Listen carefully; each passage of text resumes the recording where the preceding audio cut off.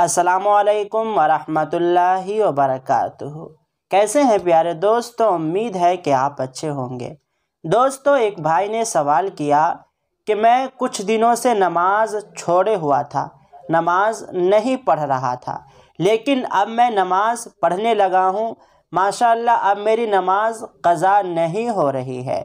तो मैं ये पूछना चाहता हूँ कि मैं जो अब नमाज पढ़ रहा हूँ और इस नमाज में जो नफिल नमाज है और सुन्नत गैर मुअक्कदा नमाज है, तो क्या मैं इन दोनों नमाज के बदले में उस नमाज को पढ़ सकता हूँ जिसको मैंने छोड़ दिया है।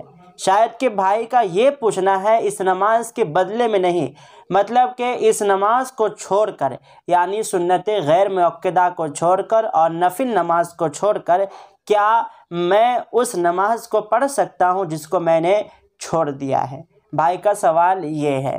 तो सवाल बहुत ही अच्छा है दोस्तों। मैं आपसे भी गुजारिश करूँगा कि आप इस वीडियो को आखिर तक देख करके इस मसले को अच्छे से समझ लीजिए। सवाल मैं आपको फिर से सुना दूँ। सवाल यह है कि भाई कुछ दिनों से नमाज नहीं पढ़ रहे थे और अब नमाज पढ़ने लगे हैं, अब उनकी नमाज माशाअल्लाह क़ज़ा नहीं हो रही है। तो भाई का सवाल ये है कि मैं ये चाहता हूँ कि अभी जो मैं नमाज पढ़ रहा हूँ और इस नमाज में जो सुन्नत गैर मुअक्कदा है और नफिल नमाज है, तो क्या मैं इन दोनों को छोड़ करके इसकी जगह में उस नमाज को पढ़ सकता हूँ जिसको मैंने छोड़ दिया है।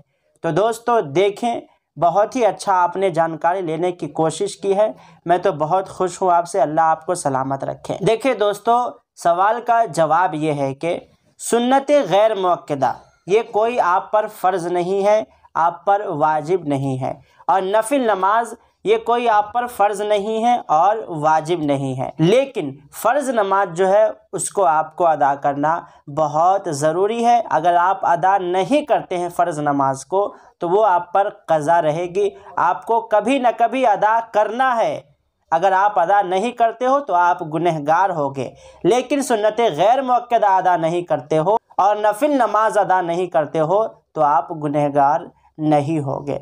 देखिए दोस्तों, अल्लामा सदरुश शरिया अलैहि रहमा इरशाद फरमाते हैं कि सुन्नत गैर मुअक्कदा और नफिल नमाज से अहम है फ़र्ज़ नमाज। तो आपको चाहिए कि आप उस फ़र्ज़ नमाज को अदा करें और सुन्नत गैर मुअक्कदा को छोड़ दें और नफिल नमाज को छोड़ दें।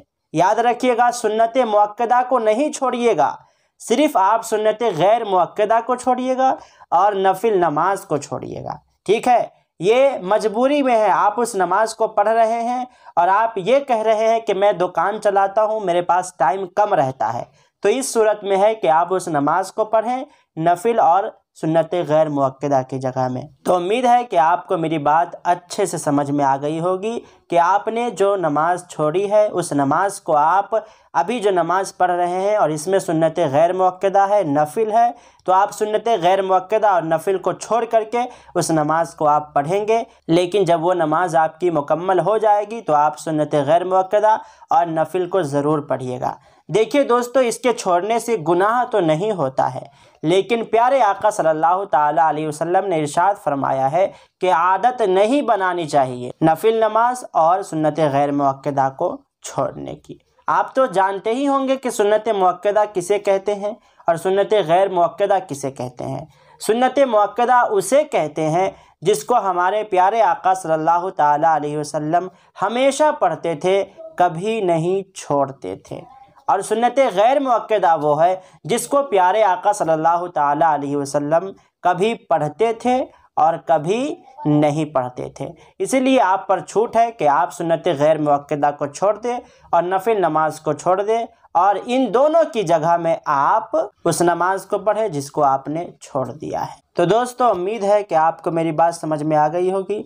तो वीडियो को लाइक करके चैनल को ज़रूर सब्सक्राइब कीजिएगा और इस वीडियो को ज़्यादा से ज़्यादा अपने दोस्तों में शेयर करने की कोशिश कीजिएगा। मिलते हैं फिर दूसरे वीडियो में। जब तक के लिए अस्सलामु अलैकुम, अल्लाह हाफिज़।